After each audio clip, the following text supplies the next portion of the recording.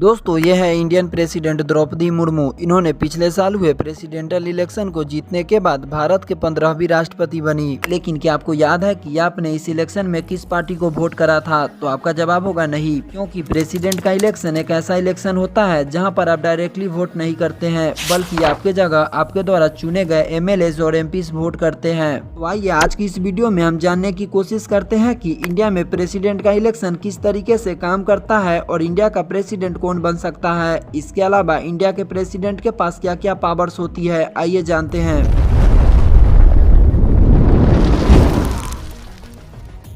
तो दोस्तों Indian constitution के हिसाब से प्रेसिडेंट बनने के लिए किसी भी पर्सन के अंदर ये एलिजिबिलिटी क्राइटेरिया होनी चाहिए। पहला, भारत का वो एक नागरिक होना चाहिए। दूसरा, उसका एज 35 ईयर से ज्यादा होना चाहिए। तीसरा, वो लोकसभा के मेंबर बनने के लिए क्वालिफाई किया हो। दोस्तों यहाँ पर ऑफिस ऑफ प्रॉफिट वाला कंडीशन प्रेसिडेंट, वाइस प्रेसिडेंट और गवर्नर जैसे पोस्ट के ऊपर लागू नहीं होता है। यहाँ पर मान लीजिए कि कोई पर्सन पहले से ही लोकसभा का एक मेंबर हो और वो प्रेसिडेंटल इलेक्शन लड़ रहा है, तो प्रेसिडेंट के इलेक्शन जीतने के तुरंत ही बाद उसे लोकसभा से रिजाइन करना होगा। अब जैसे हर 5 साल बाद स्टेट गवर्नमेंट का इलेक्शन होता है जहां पर हम अपने इलाके के MLAs को वोट देते हैं, ठीक उसी तरीके से हर 5 साल बाद सेंट्रल गवर्नमेंट का भी इलेक्शन होता है जहां पर हम MPs को वोट देते हैं। लेकिन प्रेसिडेंट का इलेक्शन में ऐसा नहीं होता है। प्रेसिडेंट के इलेक्शन में हम डायरेक्टली जाकर वोट नहीं देते हैं, बल्कि हमारे जगह हमारे द्वारा चुने गए MLAs और MPs वोट करते हैं। प्रेसिडेंट का इलेक्शन इलेक्टोरल कॉलेज के द्वारा होती है। इस इलेक्टोरल कॉलेज के अंदर लोकसभा और राज्यसभा के सारे इलेक्टेड मेंबर्स प्लस सारे स्टेट लेजिस्लेचर असेंबली के इलेक्टेड मेंबर्स और union territory Delhi and Pondicherry. दोस्तों यहाँ पर union territory Jammu and Kashmir के MLAs इस इलेक्शन में पार्टिसिपेट नहीं कर सकते हैं। याद रखना, यहाँ पर सिर्फ इलेक्टेड मेंबर्स ही वोट दे सकते हैं, नॉमिनेटेड मेंबर्स नहीं। दोस्तों इलेक्टेड मेंबर्स वो होते हैं जो कि इलेक्शन लड़ते हैं और वह लोगों के द्वारा चुने जाते हैं। वही नॉमिनेटेड मेंबर्स जो कि प्रेसिडेंट के द्वारा नॉमिनेट किए जाते हैं। अब दोस्तों एक बात तो यहाँ पर हम जान गए कि प्रेसिडेंट के इलेक्शन में हमारे जगह MLAs और MPs वोट करते हैं। लेकिन आपको यहाँ पर एक बात समझनी होगी कि सारे स्टेट्स के MLA के वोट का वैल्यू अलग अलग होता है। कुछ एग्जांपल्स के थ्रू समझते हैं। मान लो यह एक MLA है जो कि इस प्रेसिडेंट के इलेक्शन में वोट डालता है, तो इसके एक वोट का कीमत 208 वोट के बराबर होता है। वही ये दूसरा MLA जो कि इस प्रेसिडेंट के इलेक्शन में अपना वोट डालता है और इसका एक वोट का वैल्यू 7 वोट के बराबर होता है। लेकिन आप यहाँ पर कहेंगे कि ये कैसे हो सकता है, किसी MLA का वोट का वैल्यू ज्यादा और किसी MLA का वोट का वैल्यू कम कैसे हो सकता है, और ये कैसे पता चलता है कि किस MLA का वोट का वैल्यू ज्यादा और किस MLA का वोट का वैल्यू कम होगा? तो ये पता चलता है कि उस स्टेट का टोटल पॉपुलेशन कितना है। किसी भी स्टेट के MLA का वोट का वैल्यू निकालने के लिए इस फॉर्मूले का इस्तेमाल किया जाता है। उस स्टेट का टोटल पॉपुलेशन जिस स्टेट के MLA का वोट का वैल्यू आप निकाल रहे हैं डिवाइडेड बाई उस स्टेट के total MLA whole divided by 1000। यहाँ पर हम एक एग्जाम्पल को देख लेते हैं। तो एग्जाम्पल के लिए हम बिहार को ले लेते हैं। तो साल 1971 में बिहार का टोटल पॉपुलेशन 4,21,26,236 थी। अब दोस्तों आप यहाँ पर कहेंगे कि आपने साल 1971 के ही पॉपुलेशन को क्यों लिया? तो ऐसा इसलिए क्योंकि जब साल 1971 का सेंसस को पब्लिश किया गया तो ये कहा गया कि जब तक साल 2001 नहीं आ जाता है तब तक हम इसी सेंसस का यूज करेंगे। लेकिन जब साल 2001 का सेंसस आ गया तो इसे आगे एक्सटेंड करके 2026 तक बढ़ा दिया गया। तो अब बिहार का total population divided by Bihar में टोटल 243 MLAs है डिवाइडेड बाय 1000। इसे सॉल्व करेंगे तो आपको आएगा 173.358, यानी बिहार में एक MLA का वोट का वैल्यू 173 है। ठीक इसी तरीके से दोस्तों आप बाकी स्टेट्स के उसके पॉपुलेशन के बेस के ऊपर वहाँ के MLA के वोट का वैल्यू आप निकाल सकते हैं।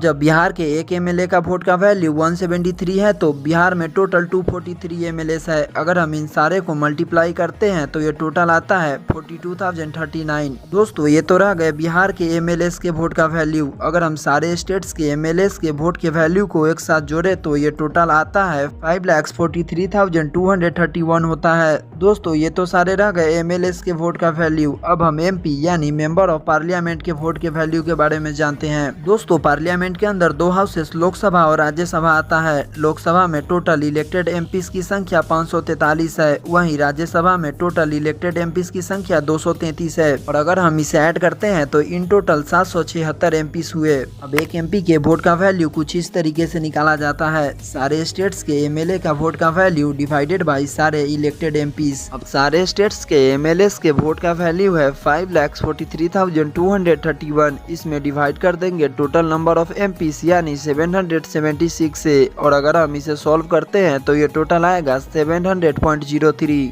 यानी एक एमपी के वोट का वैल्यू 700 वोट के बराबर होता है। और ठीक इसी तरीके से सारे एमपीज के वोट का वैल्यू निकालने के लिए total MPs multiplied by 1 MP के वोट का वैल्यू तो ये टोटल आएगा 5,43,200। यहाँ तक तो हम समझ गए दोस्तों कि एक एमएलए और एक एमपी के वोट का वैल्यू कैसे निकाला जाता है। तो अब हम आगे चलते हैं। तो ये सारे एमएलए और एमपीज मिलकर बैलेट पेपर के द्वारा अपना वोट डालते हैं। रिजल्ट आ जाने के बाद जो भी पार्टी मेजोरिटी से जीतती है उसे इंडिया का प्रेसिडेंट बना दिया जाता है। मेजोरिटी का मतलब दोस्तों जो पार्टी 50% से ज्यादा वोट जीत जाती है। यहाँ तक तो रहे प्रेसिडेंट के इलेक्शंस। अब हम जानते हैं प्रेसिडेंट के पास क्या क्या पावर्स होती है। तो सबसे पहला एग्जीक्यूटिव पावर्स। दोस्तों प्रेसिडेंट के पास यह पावर होता है कि वह इंडिया के हाईएस्ट एग्जीक्यूटिव रैंक्स के ऑफिसर को अपॉइंट और रिमूव कर सकते हैं। ये रैंक्स है prime minister, chief justice of India, जजेस of supreme court and high court, member of UPSC, chief election commission और बाकी के रैंक्स आप स्क्रीन के ऊपर देख सकते हैं। दूसरा लेजिस्लेचर पावर। दोस्तों प्रेसिडेंट पार्लियामेंट के इंटीग्रल पार्ट होता है और पार्लियामेंट के अंदर जो भी लॉ या फिर एक्ट बनाया जाता है वह प्रेसिडेंट के साइन के बाद ही जाकर पूरा होता है। तीसरा मिलिट्री पावर। दोस्तों प्रेसिडेंट आर्म्ड फोर्सेस का सुप्रीम कमांडर होता है। आर्म्ड फोर्सेस के चीफ्स के अपॉइंटमेंट से लेकर किसी भी वॉर को शुरू या फिर खत्म करने की पावर प्रेसिडेंट के पास ही होता है।